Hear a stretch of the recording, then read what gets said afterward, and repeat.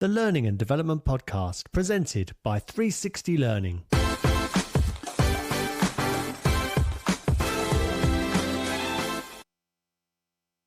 Hello, listener, and welcome to the Learning and Development Podcast. I'm David James, and today I'm speaking with JD Dillon about his new book, the Frontline Enablement Playbook, subheading, Equip Your Deskless Workforce to Power Organizational Performance. JD, welcome to the Learning and Development Podcast, and congratulations on your new book. Thank you so much. Excited to be here. Thanks for contributing to my... Oh, you're very, very welcome.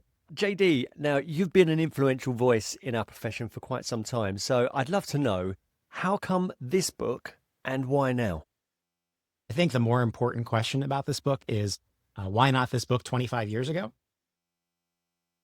I think it's emblematic of the challenge when it comes to not just doing the work that frontline and deskless workers do in environments like manufacturing and hospitality, food service, retail, grocery, and whatnot. It's also the challenge for people who support them and are trying their best to help people do their best to drive results for their businesses. We just don't talk about them very much. I think we do a challenging job of including them in professional conversations, in conversations around the future of work, and in the larger professional community. And I often like to remind folks that a lot of people who do this work supporting frontline and deskless teams come from those frontline and deskless operations and from those industries. I'm an example of one of them. I think a lot of those folks don't necessarily see themselves as L&D professionals or see themselves reflected in the L&D conversation. You know, if you support a retail team and you're from the retail operation, you might not think of yourself as an L&D person because you're a retail person or you're a retail training person. And I think the fact that this is the first book about enabling deskless teams to do their jobs effectively to drive outcomes for the organizations just kind of shows how far behind the conversation is, but at the same time, how meaningfully important it is. One, for the people who are doing the physically and emotionally demanding work every day for our organizations, as well as our communities, but also the opportunity that it represents to drive meaningful outcomes for the companies that we work for. So the kind of why this book, why now is a little bit more, why did it take this long? I'm happy to be the person who not only writes the book and works with people like yourself around the world to tell the frontline story, but also to be someone who's just trying to elevate the conversation around frontline workers and the people who support them, which is really the purpose of the book. Because I don't think I haven't been around forever, but I think it's very difficult to be a frontline worker now. I think it's very difficult to be a frontline manager now. But at the same time, I think there's tremendous opportunities to do right by people. And at the same time, by doing right by the frontline, we can do right by our businesses too.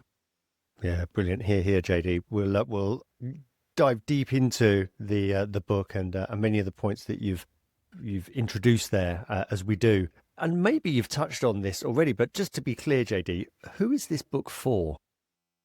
Anyone who supports deskless or frontline teams and whose job it is to make sure they're capable and confident in executing day to day, every shift, in order to drive outcomes for the business. The people who are responsible for kind of the last mile of execution within your organization. So you could be an L&D team, you could be an HR team, you could be an operations team, you could be an individual who maybe is a director of operations inside of a retail environment.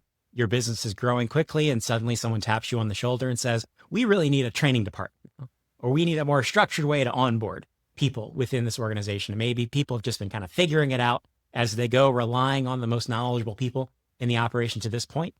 And you're looking to formalize your ability to help people do their best every day. This book is written for that audience. So while it's published by the world's largest organization in talent development, it's written to be as accessible and available as possible to people who maybe don't come from a learning and development background, but what they have in common is that they're trying to help people on the front line do their best in service of business outcomes. Now, the listener is likely to know, JD, that I have a Disney history, but they may not know that we share a Disney history and that it completely overlaps. I was there 2006 to 2014. You were? 2004 to 2013. Yeah, so yeah, completely overlaps, although we were never in touch or maybe even aware of each other during that time. But what I'd love to know, JD, is how did Disney shape your perception of frontline working for good and maybe bad? So I started my time at Disney as a continuation of my career as an operations manager. And up through that point, my relationship with L&D wasn't great. In some cases, I saw the training functions of the different businesses I worked as a disruption because they were pulling people out of my operation and I was managing labor hours very tightly. So if you pulled people for a 2-hour training session, that was a major disruption to my day that I had to overcome in order to hit the numbers that I was held accountable for on an hourly basis in a lot of cases. And then also my experiences weren't necessarily the greatest in a lot of cases because I didn't get a lot of training, especially a frontline manager. I had some great experiences as a frontline employee. And the book is actually dedicated to several of the frontline trainers that I had over the years who helped me overcome my fears and obstacles to do great work in these types of positions.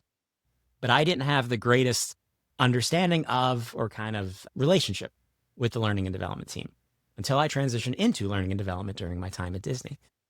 And what I learned in that experience was not necessarily the tactical performance support, nuts and bolts of job training, because I think I picked that up along the way through those experiences that I had. What I really learned was the power of connection and storytelling. And that's probably not a giant surprise to anyone who's ever worked with or been around Disney, because a lot of what the organization does is driven through storytelling. But in this book, the longest chapter in the book is not about onboarding. It's not about compliance training. It's not about AI and technology. The longest chapter is the chapter about community. And the idea that frontline workers don't work for your company, they work for their manager, right? The person that they see and they work alongside, that hired them, that trains them, that coaches them, that schedules and pays them, and that most importantly knows their name. And they don't work in service of your business goals and your corporate KPIs. It's not that they don't understand those things. It just doesn't impact them on a day-to-day basis, and they often don't celebrate in those outcomes. I believe the strongest frontline teams work in service of one another, in service of a shared success, in service of a pride in doing the job well and doing the job well together. And I learned a lot of that during my time at Disney because the best teams I worked on really loved working together. It was a group of people that were closely knit and brought together in this environment to do really interesting and creative jobs, right? Working in distinctly unique environments that the organization provides. And we were great at what we did, but it wasn't just because of the company. It wasn't just because of the training. It was because of the community and the sense of connection that we felt and how we shared in that success and that ability and how we brought people in and right, welcomed new people and helped people understand how we did things inside of these environments. And I worked in multiple parks and resorts in different locations, and each of those communities was different because the people were different. The jobs were similar, right? The tasks were similar, but the people were different. The managers were different. And we were successful because of those communities. So there are examples in the book of what that looks like. And we talk about how to foster that sense of connection, which I think is critical to frontline performance, but often overlooked or maybe not considered part of the performance equation when we think about, culture's an HR thing, right? Company mission, vision, and values. That's not what I'm talking about.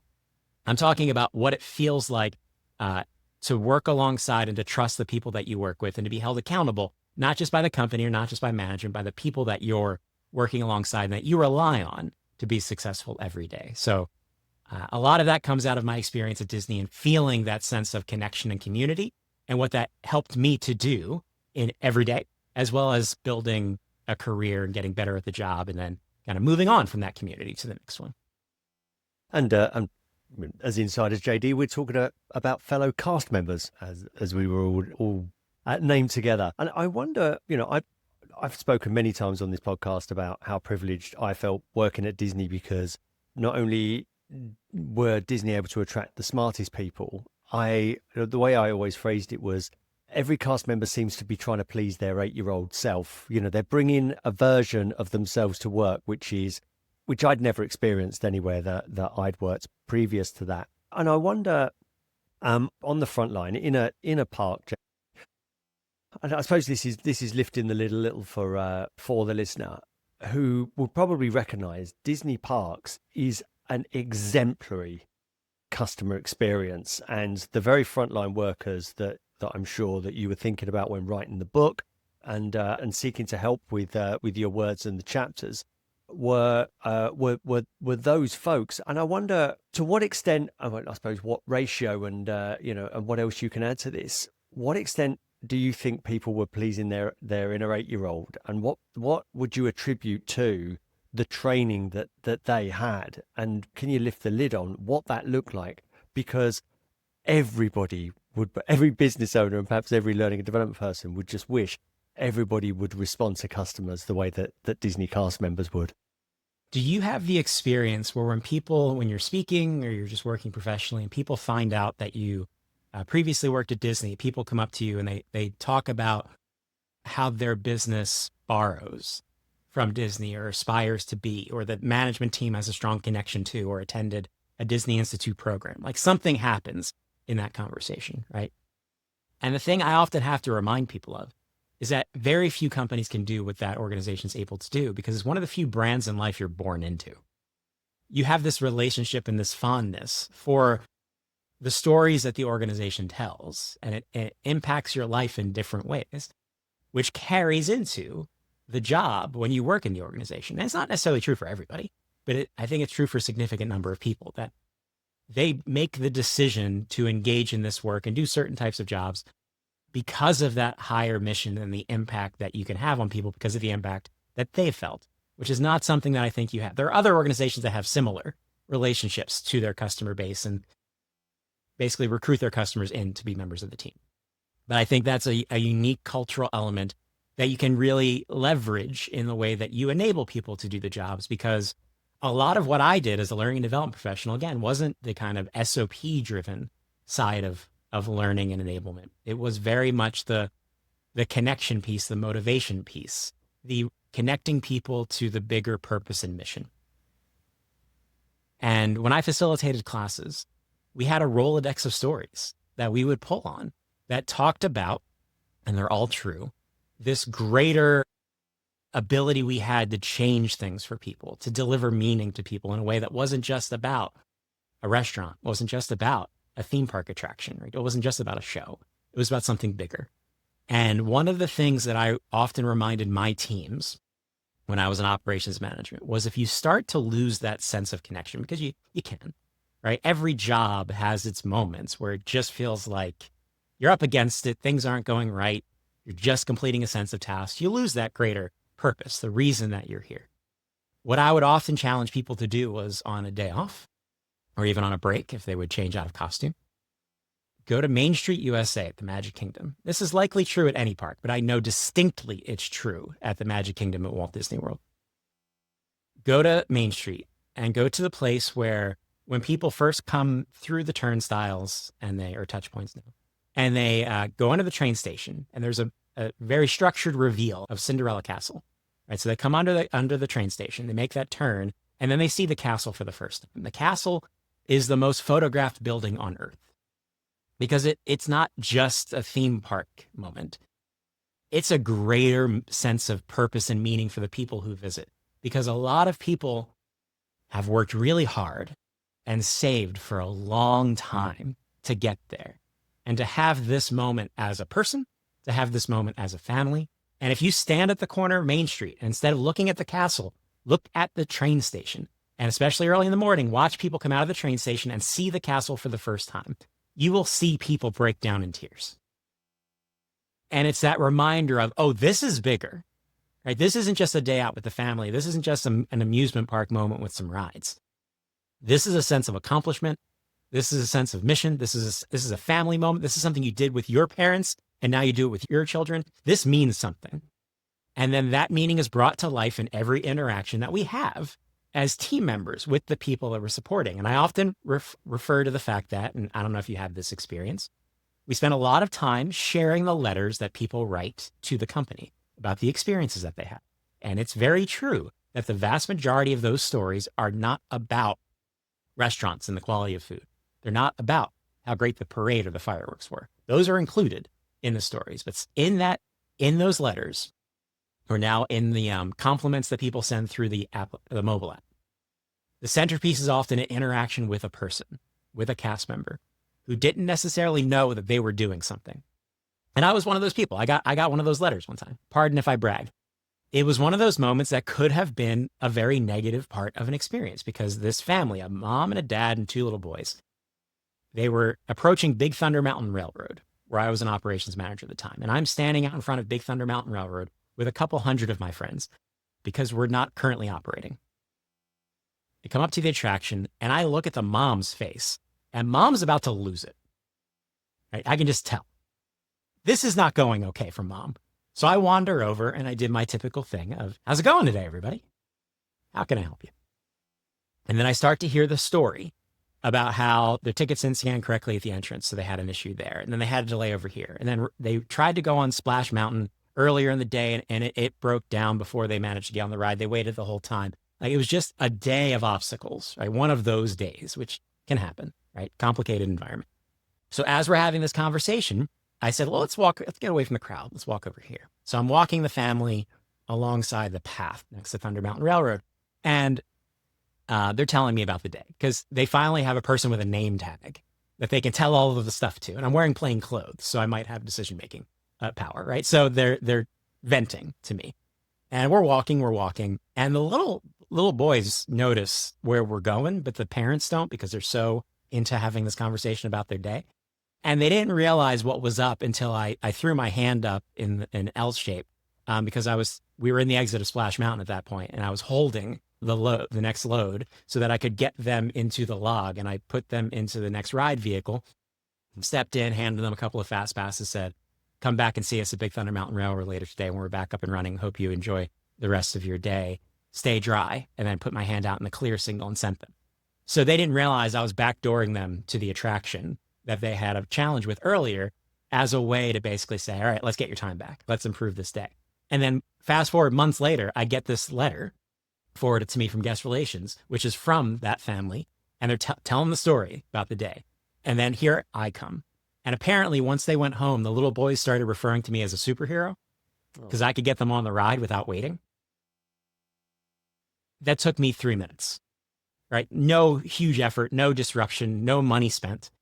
Yeah. But I not only turned the day around, it turned it around to the point where, oh, you wrote a letter about me and that 3-minute experience that we had, because I never saw them again after that. And I just use myself as an example of that's happening every day, right? All over, not just Disney parks and resorts. It's happening everywhere within frontline operations, but oftentimes we don't see it and we don't appreciate the fact that those individual moments add up to customer loyalty. They add up to increased sales, right? They add up to the outcomes that you're prioritizing as a business. And that's not happening because the SOP makes it so, right? The SOP is a guideline, keeps people safe, drives efficient operations. But the difference that drives letters and that drives people to come back to your business over and over again are made by frontline team members who feel enabled and empowered to make a difference for people like that without necessarily thinking they're going to come back and spend thousands of additional dollars on a vacation in the future. They likely did. I was just doing what I felt was right because that's what we do here. So it's how do we echo that across businesses? Because while not everyone can manage a brand that people feel like they've been connected to for their entire lives, every company can do what I just said in terms of making, driving that kind of point of difference through your frontline teams to drive outcomes for the organization. Which leads me nicely onto my next question then. You mentioned it's published by ATD, and our audience is predominantly, if not exclusively, L&D. Now, there's so much more wrapped up in what you've just described there and why somebody would behave like that. So, appealing to L&D here, JD, why should this book matter to them? Whenever I talk about frontline and deskless teams, I often ask the question, what's the biggest obstacle that you need to overcome? Whether it's to provide core job training, onboarding people into a position where something changes inside of the operation, keeping people up to speed.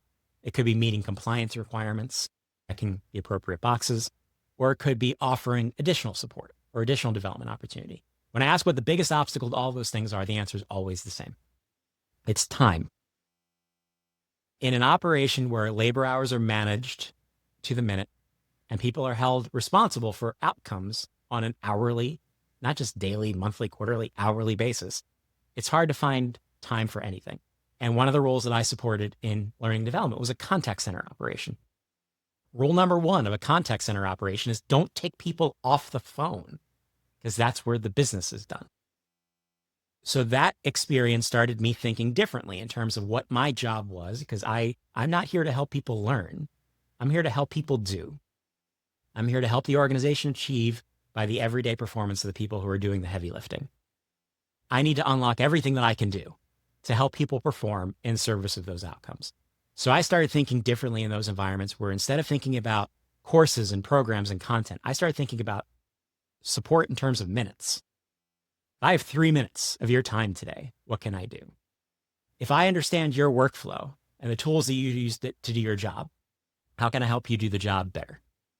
That's what the story is about in this book. So it's not about necessarily, programs are in there, compliance is in there, whole chapter about meeting compliance requirements. But at the heart, it's understanding the experience of frontline work, shifting the way that we think about the role that we perform.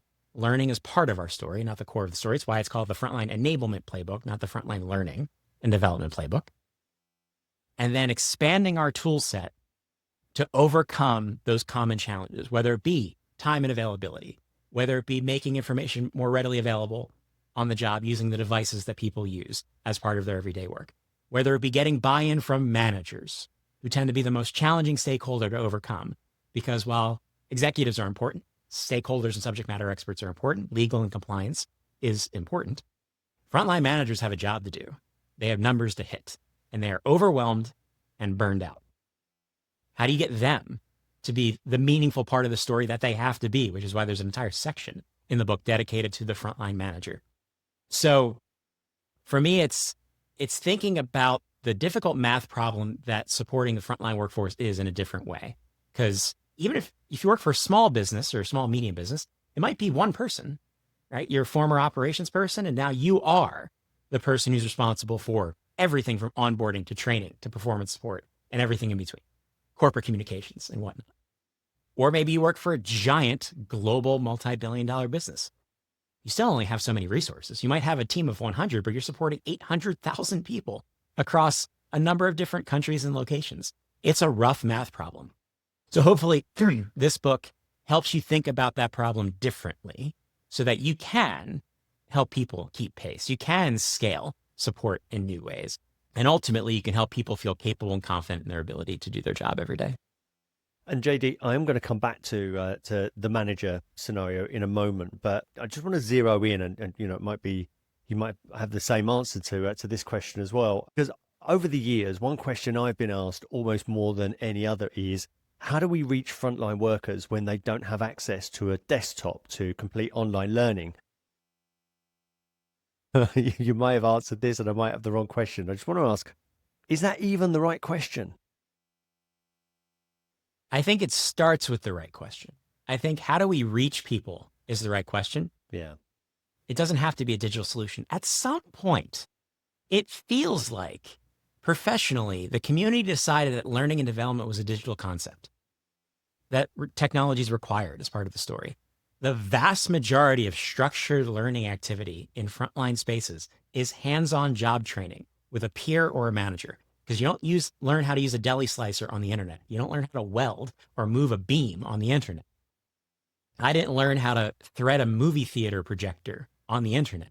Now, technology can be used to support that experience in different ways, but it ultimately comes down to my ability to perform a very tactile job on location, in real life, often customer or maybe product facing if you work in manufacturing or logistics, right? Or healthcare, you're working directly with patients. That's the reality of the job. I think every job has an on-the-job component to it, a shadowing or a mentoring. It's part of all of our experiences, but it's the biggest part of the training experience in frontline teams. So I think it's more about how do we reach people with the right support using everything we have available, every touch point we have available. The most important touch point being managers. But on top of that, where does technology fit? What is the relationship between the person who does this type of work and the systems and tools that they use on the job? noting that even in one business, that relationship between a frontline worker and technology can be wildly different. Let's take telecommunications as an example. You might have field service technicians who use different hardware and software than a contact center agent who's sitting in front of a computer and is a desk employee.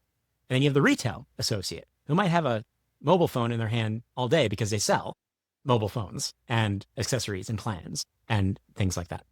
So we have to understand the workflow and the relationship that people have with technology. And the additional layer that is often just completely not considered in broader L&D conversations is hardware.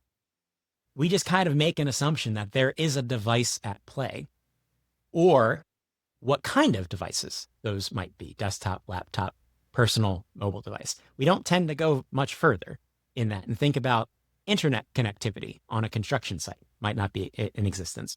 Or the device you have. I have this experience where if I walk into a public space, I automatically start looking for screens because I've spent a decade trying to find and then creatively use every possible access point in a workplace.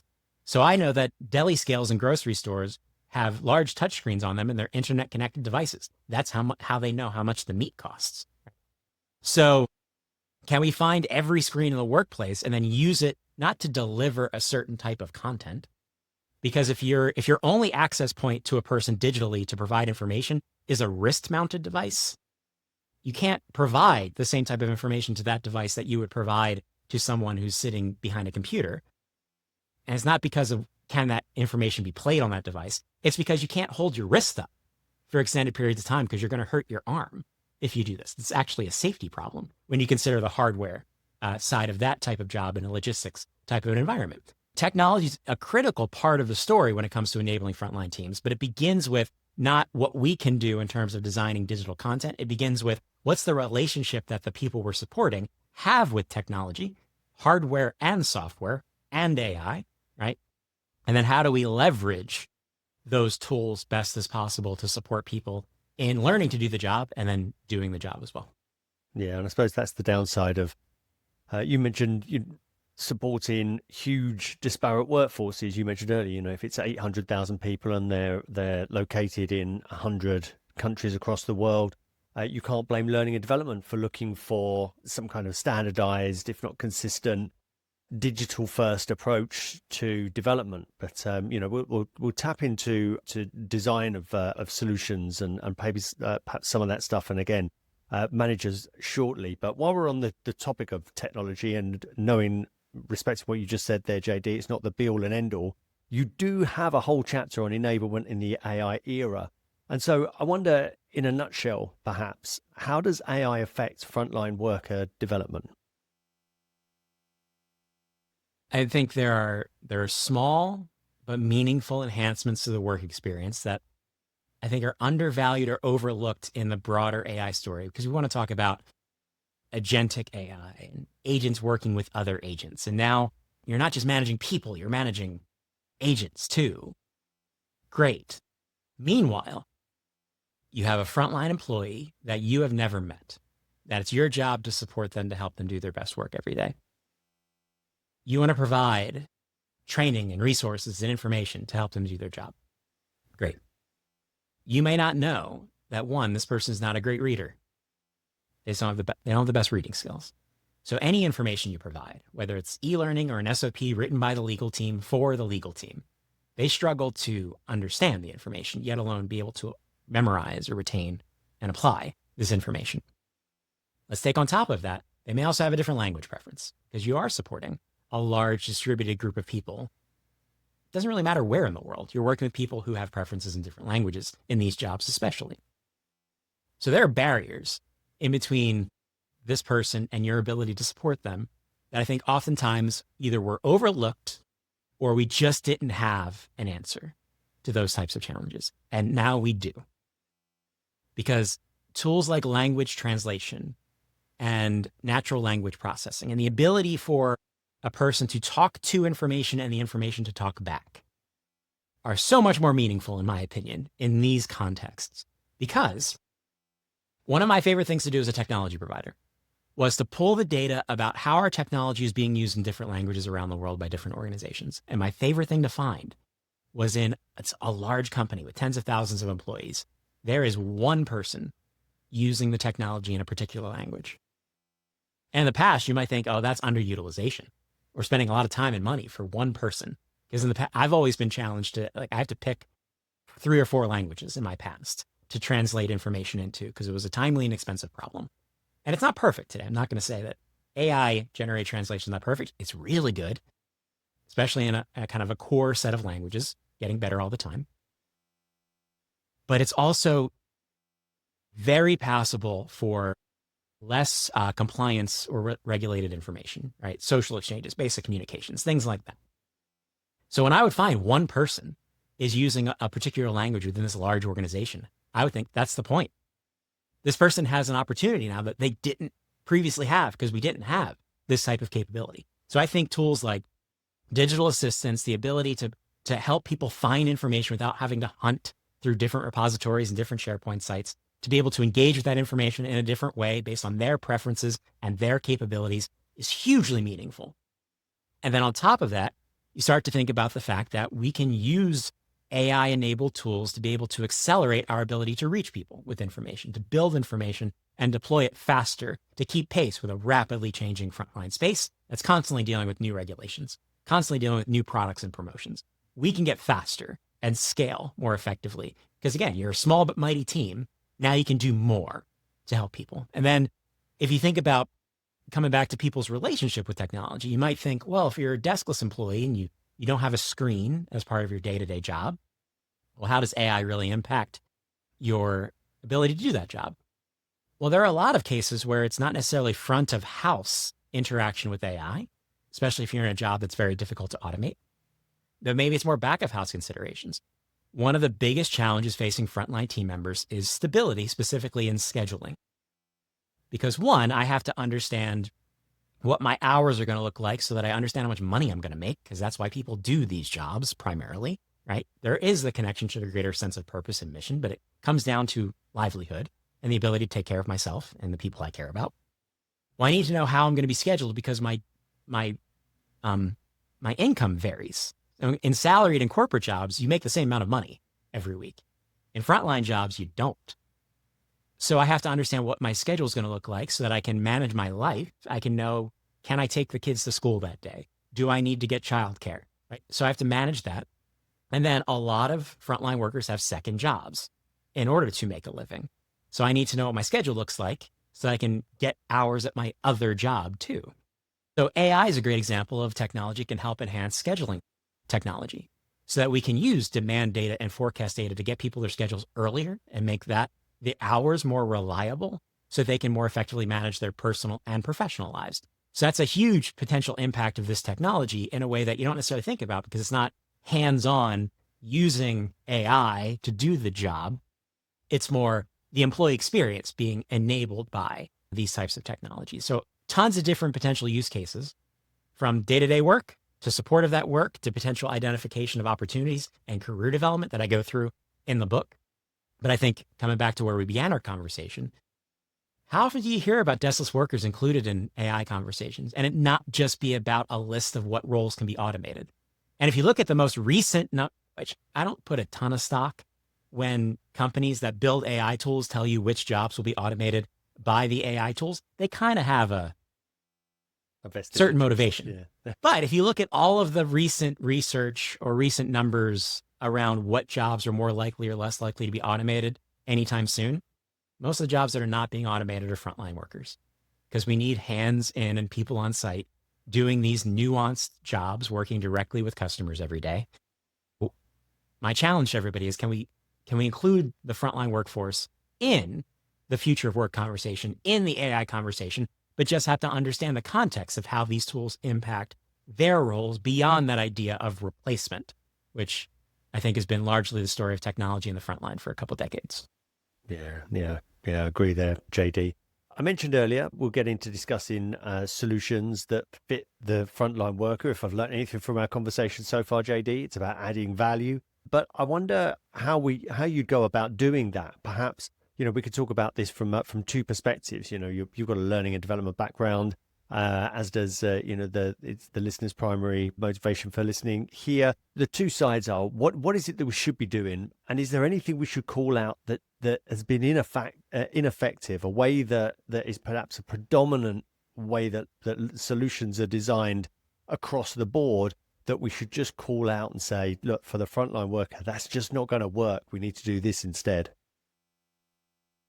I think the unfortunate reality of a lot of frontline training, especially digital content, I think not only does it lack context or lack a connection to the reality of what the job is, because it's designed for a perfect workplace and the execution of an SOP in a way that just does not exist.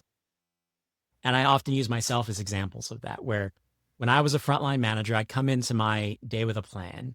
And then one day, a 16-year-old kid set my movie theater on fire.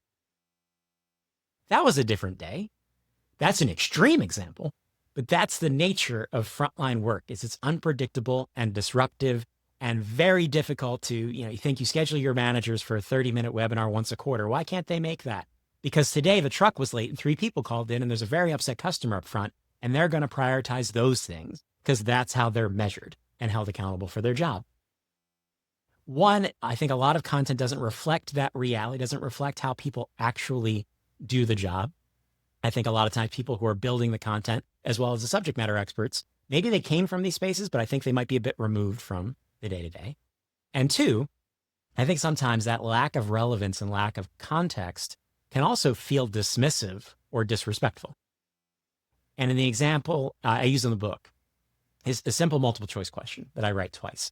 I write them, it's about a customer demanding a refund. It's a scenario-based question of what would you do if a person came up to you and was very angry, demanding a refund.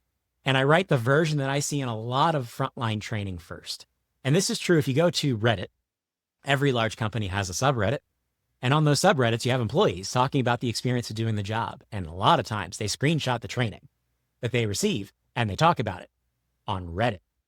So you can see these examples from a lot of different companies on the internet. They shouldn't do that, but they do because they have phones in their pockets with cameras on them. So I write the example to say, okay, this is how most corporate training is designed, right? Because this is what people think happens. I'm very angry. I want a refund. Then the employee says like the perfect thing. I'm very sorry for the experience that we had today. At company XYZ, we strive to and then they provide the refund. And then the customer's like, I'm so thankful.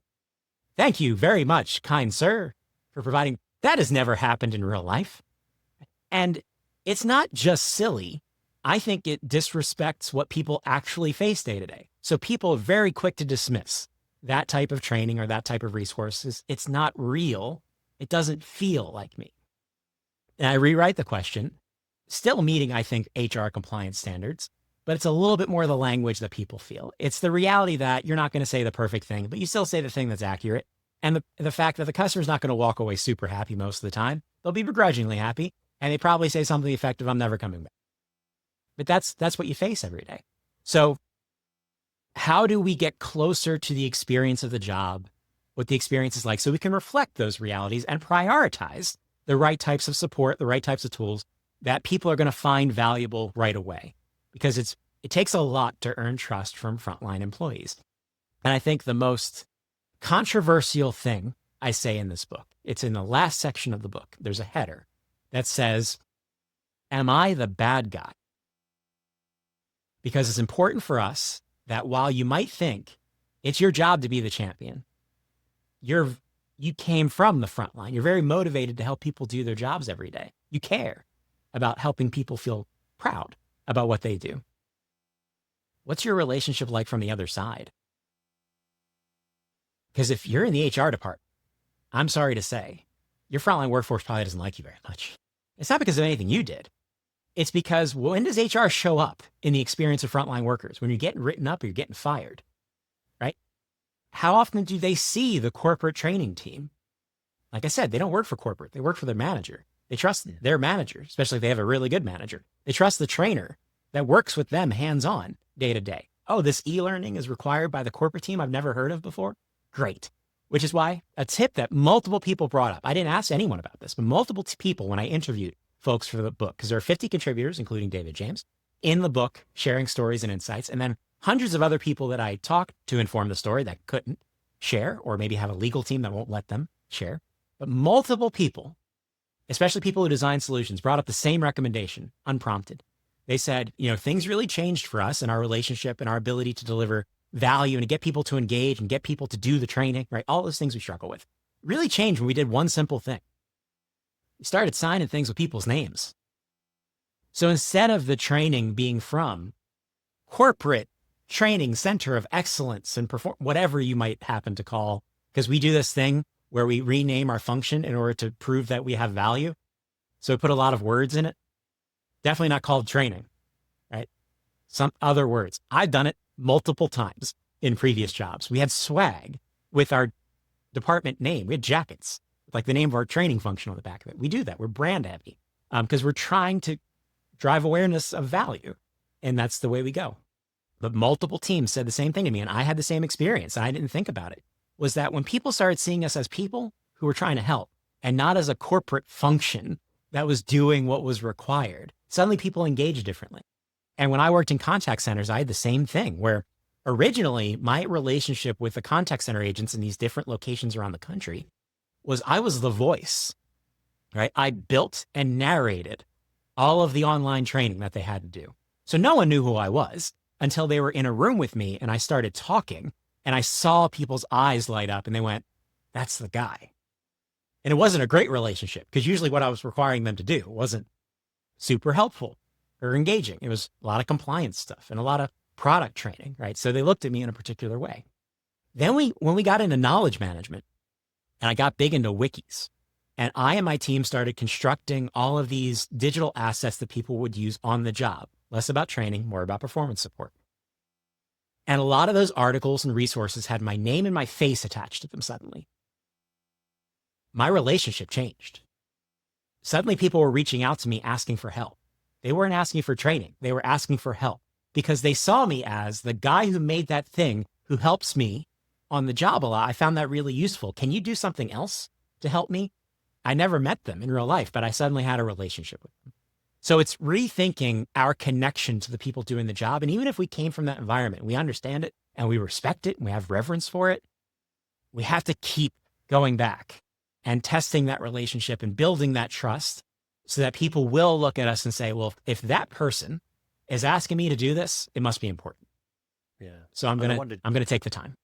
And I wonder, JD, whether it changes the dynamic from the other side as well, that makes the person who's in charge of those solutions more accountable, that they're not hiding behind a faceless brand, but are actually putting their name to something as well. So whether that's explicit or implicit, I wonder whether that helped along the way. But I'm sure another thing that helped, JD, would be data, because you have a section in your book that explores leveraging data to inform frontline strategies. I wonder, can you unpack that for us as well?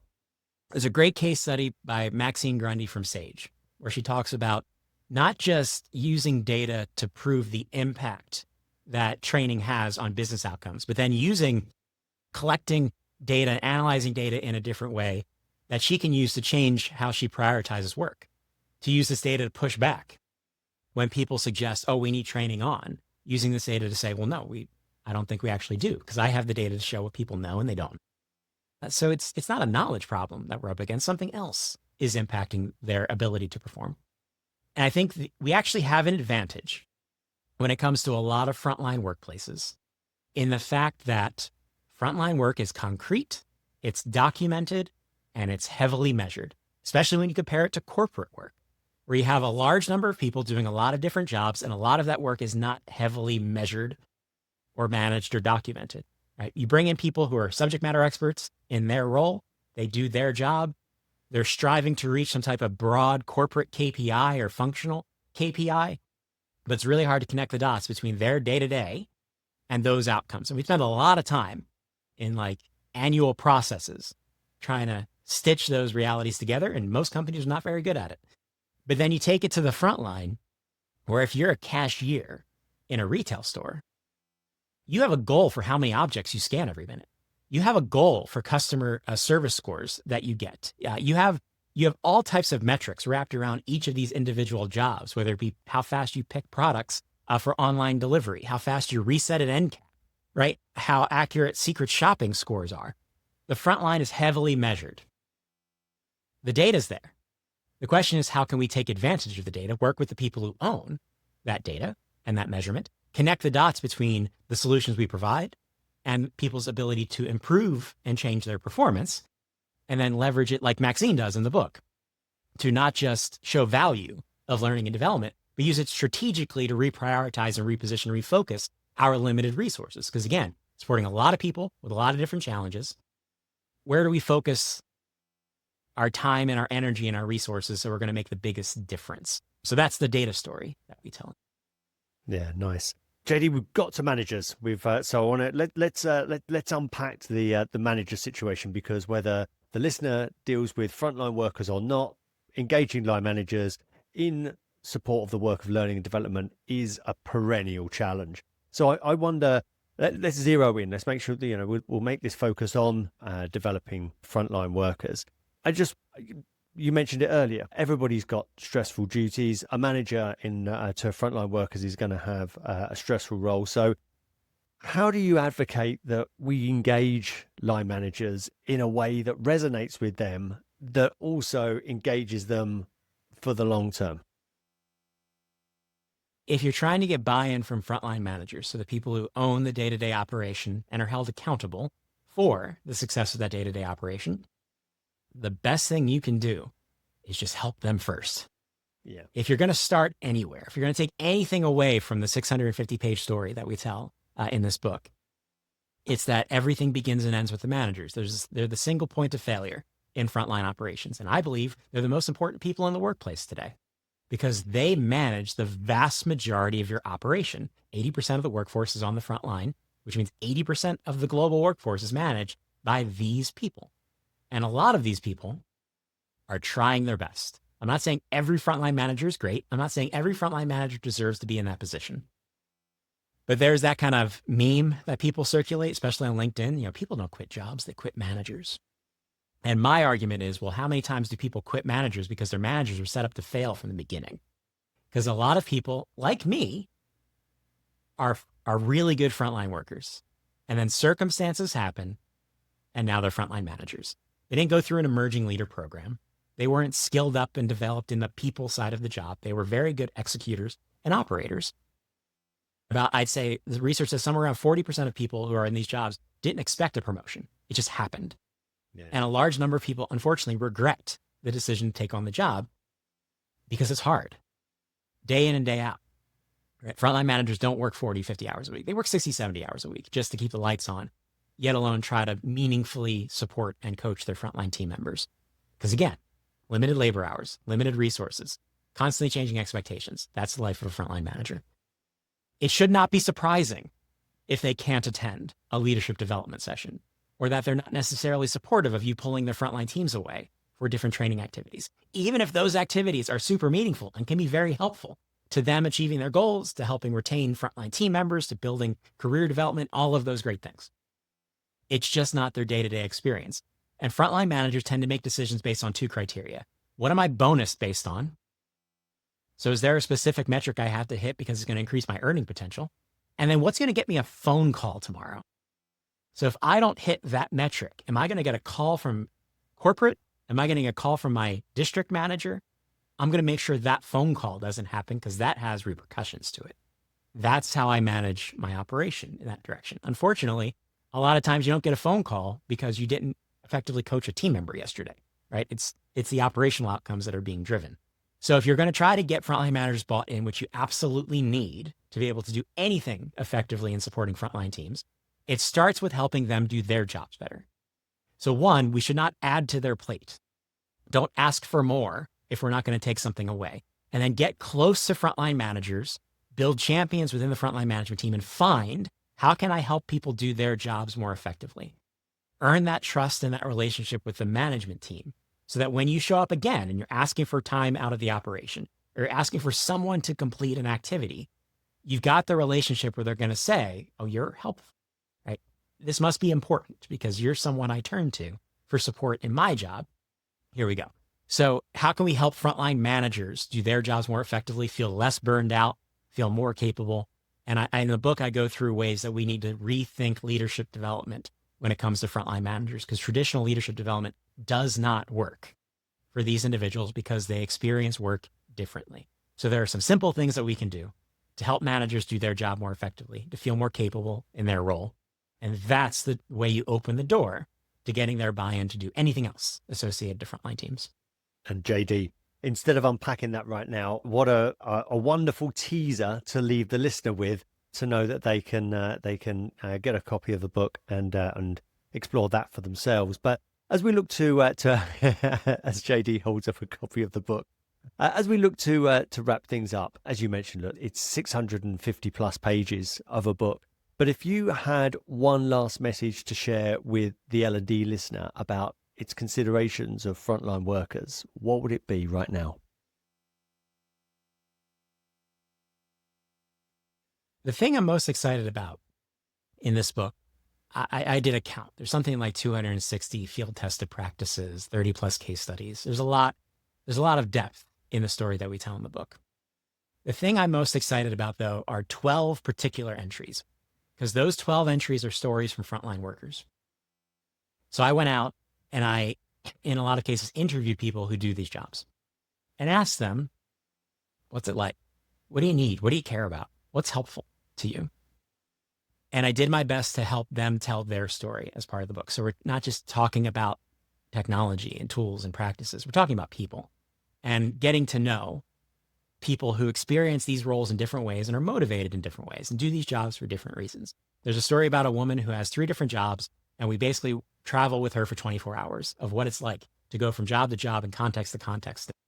All the things she has to think about, and different brand standards she has to meet, different uniforms she has to wear, and just the physical exhaustion of that day.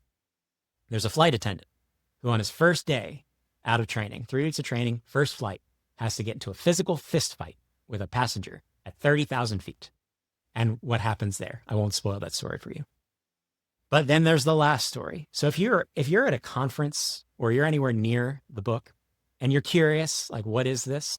In addition to the table of contents, flip to the last story. It's called The Last Word because it's the very end of the book. It's the story of a construction worker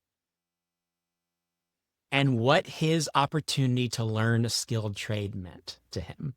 And it ultimately comes down to, it's not just about the fact that he got promoted and he's a foreman now.